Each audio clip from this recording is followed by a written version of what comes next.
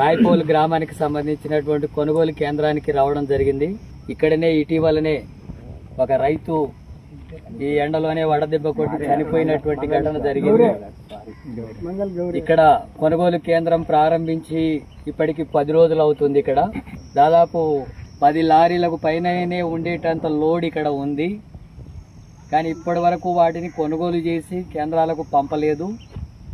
వర్షాలు ఏమైనా వస్తే మొత్తం ధాన్యం అంతా కూడా తడిచి రైతు దివాలా తీసే పరిస్థితి ఇక్కడ ఉంది.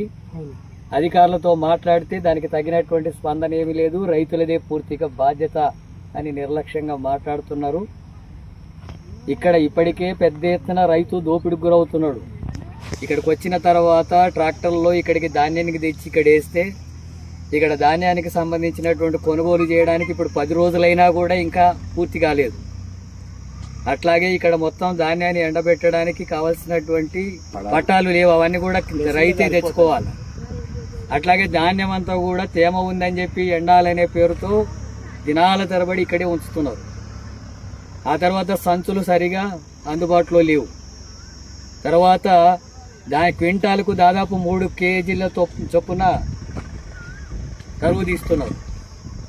మళ్ళీ అక్కడికి పోయిన తర్వాత అక్కడ రైస్ మిల్లో కూడా కొంత తరుగు తీస్తారు. ఇక్కడ ఇచ్చేటటువంటి ధర 2300. ఈ రూపంలో మొత్తం రైతులంతా కూడా ఇక్కడ ధాన్యం పెట్టి మొత్తం గాల్లో దీపం పెట్టినట్టుగా వాళ్ళ పరిస్థితి ఉంది.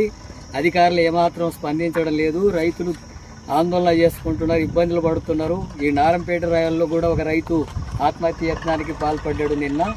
ఇలాంటి ఘటనలు జరుగుతున్నా రాష్ట్ర ప్రభుత్వం కనీసం స్పందించి చర్యలు తీసుకోవడం లేదు. వీటికి సంబంధించినటువంటి దాంట్లో ఇవన్నీ కూడా ఇబ్బందులు తట్టుకోలేక ప్రైవేటు వాళ్ళకు పోయి 1800లకు అమ్మేస్తున్నారు క్వింటల్. ఆ రకంగా రైతు నష్టపోతున్నాడు. ఇక్కడ వీళ్ళు కొనుగోలు చేయడం లేదు. లారీలు వచ్చి లోడ్ తీసుకుపోతున్నటువంటి పరిస్థితి లేదు. మరి రాష్ట్రం అంతా కూడా అన్ని కేంద్రాల్లో కూడా ఇలాంటి పరిస్థితి ఉంది.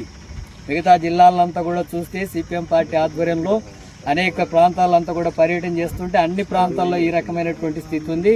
ఇప్పటికైనా రాష్ట్ర ముఖ్యమంత్రి, రాష్ట్ర ప్రభుత్వం అన్ని జిల్లాల కలెక్టర్లకు ఆదేశాలు ఇచ్చి వెంటనే కొనుగోలు జరిగేటట్టుగా, వర్షం గిన వస్తే మొత్తం ఇక్కడ ఉండేటటువంటి ధాన్యం నష్టపోయి రాష్ట్ర వ్యాప్తంగా తీవ్రమైనటువంటి రైతులు నష్టపోయే అవకాశం ఉంది. అందుకనే వీటి మీద తగిన చర్యలు తీసుకోవాలని చెప్పి రాష్ట్ర ముఖ్యమంత్రిని డిమాండ్ చేస్తున్నాం. ఈ రకమైనటువంటి పద్ధతి కొనసాగితే తీవ్రమైనటువంటి పద్ధతుల్లో రైతులు ఆందోళనకు పూనుకోవాల్సి వస్తుందని హెచ్చరిస్తున్నాం. ప్రభుత్వం చేస్తున్నటువంటి నిర్లక్ష్యానికి రైతులకు జరగబోతున్నటువంటి నష్టం, అట్లాగే తరుగు పేరుతో, ధర పేరుతో అన్ని రకాలుగా